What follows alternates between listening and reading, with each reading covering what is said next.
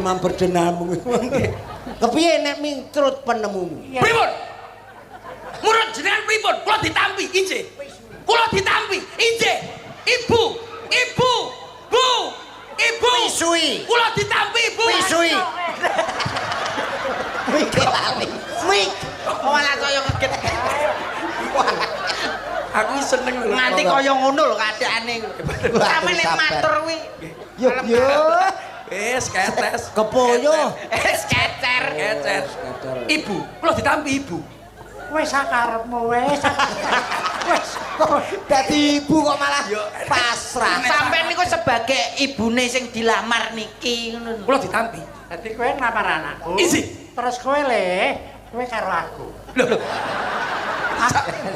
Bapakmu ora iso apa-apa. Aku ora geblak. Pripun?